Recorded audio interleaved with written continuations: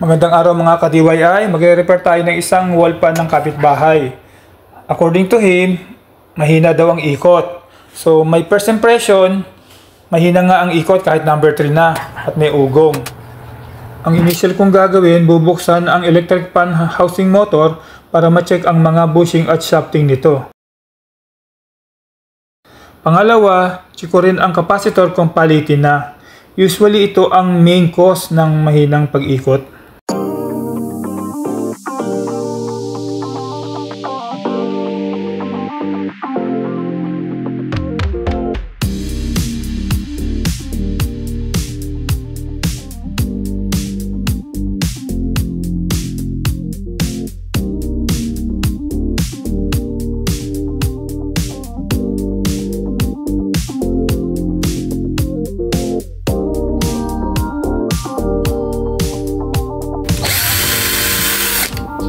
Okay.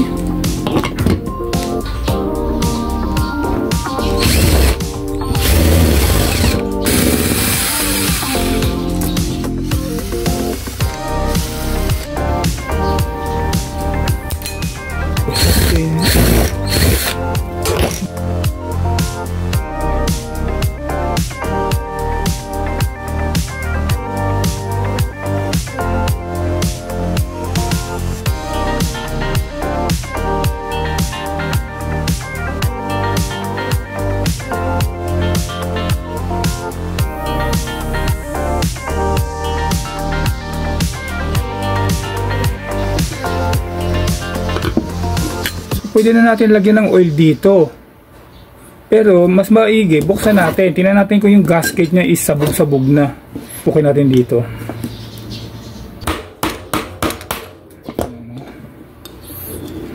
Ngayon bubulagaya. Pag binaliktad natin yan, ayun o, yun yung gasket niya o.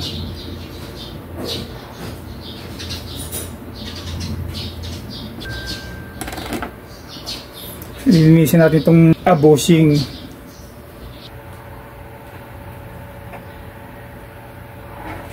So ito yung ano. So nagpupulbos yan.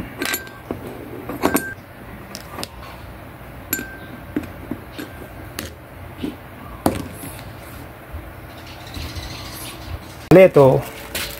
Oh, yung kapaleto dami. So ayan. Bago. Ngayon titingnan natin yung size. So malaki konti. Malaki. I-adjust natin ang gunting. Nabuksan na natin yung fan motor housing. Wala naman tayo nakitang significant damage. Kailangan lang linisan natin yung bushing at shafting. At definitely magpalit ng oil gasket.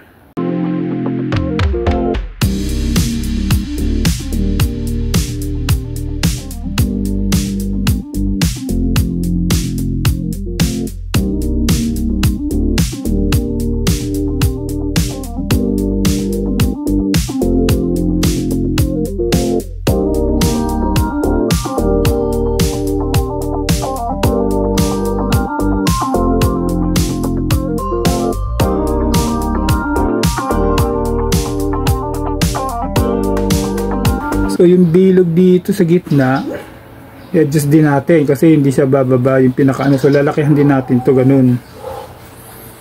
Lakihan din natin gasket. So halos puputulin natin to. Putol, tas pa ganun. So nag-DIY talaga tayo sa gasket. Yung bilog sa gitna ng gasket, kailangan kasing laki ng bushing para magkasya yung bushing doon pag naglagay.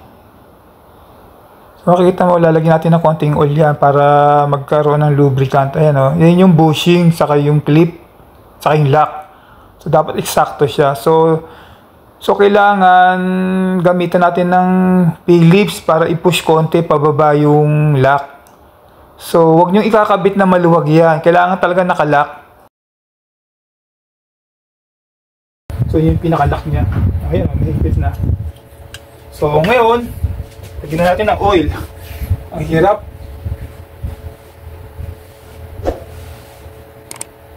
So yung oil niya, saktong lang mag-absorb sa pinaka-ano. Huwag masyadong maraming oil ha. Sakto lang sa pinaka-absorb ng gasket. Ibalik na natin yung mga parts. At pagkatapos nyan, magpapalit na tayo ng capacitor. Ano ba ang purpose ng capacitor? Ito yung nag-i-store ng energy sa electric field at nagsusupply sa circuit.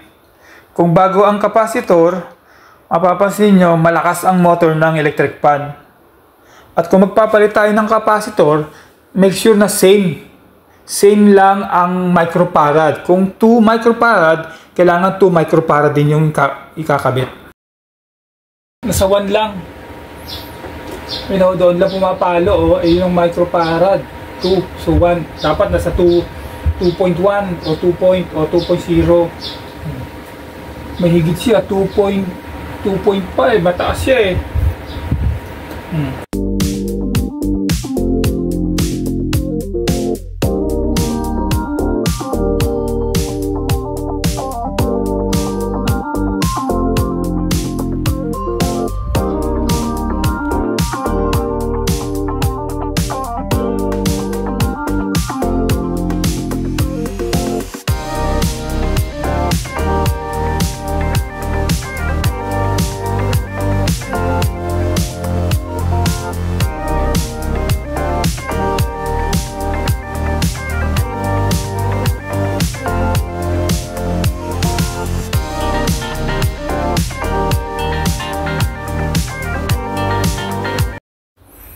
Finally, natapos na yung pagre-repair.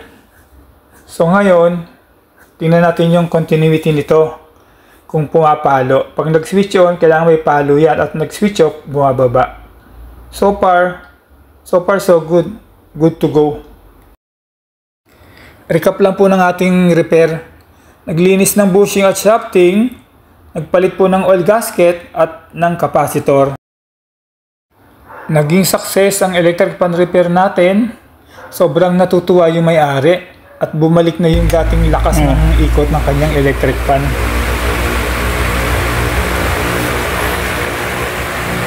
So yun yung number 2. Galing. Papasalamat po ako sa lahat. Huwag niyo po kalimutang mag-subscribe sa aking YouTube channel. And thank you very much and ciao for now.